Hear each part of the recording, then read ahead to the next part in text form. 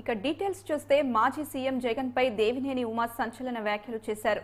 Tadepalli palace లో TDP setting వేసిన జగన్మోహన్ రెడ్డికి తిరుమల వెంకటేశ్వర స్వామి గురించి మాట్లాడే నైతిక హక్కు లేదన్నారు. గత ప్రభుత్వం హయాంలో టీటీడీ ప్రతిష్టను దెబ్బతీశారని ఆగ్రహం వ్యక్తం చేశారు.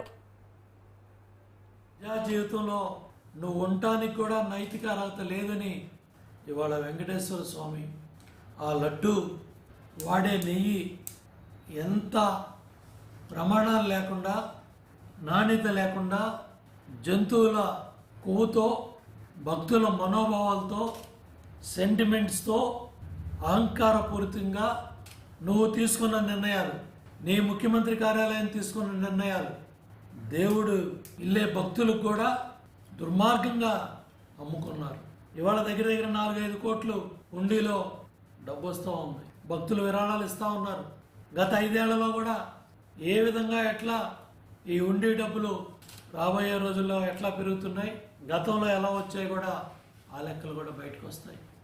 అట్లాగే ఇవాళ అన్నప్రసాదం తిన్న ప్రతి ఒక్క భక్తుడు కూడా చేతులెత్తి వెంకటేశ్వర స్వామికి దండం పెడతా ఉన్నాడు. కంది పచ్చడి బాగుంది, సాంబార్ బాగుంది, తినే అన్నం బాగుంది, మజ్జిగ కరేపాకుతో చిక్కటి మజ్జిగ ఇస్తూ ఉన్నారు. 1,00,000 మంది తింటా ఉన్నారు జగన్ రెడ్డి. ఇవాళ ఏం జరుగుతుంది కొండ మీద తెలుసుకో.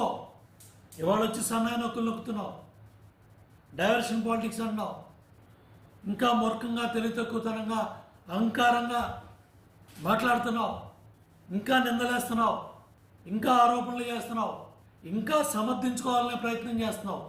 ఈ పిచ్చి చేష్టలు మాని వెంకటేశ్వర స్వామితో పెట్టుకున్నావు.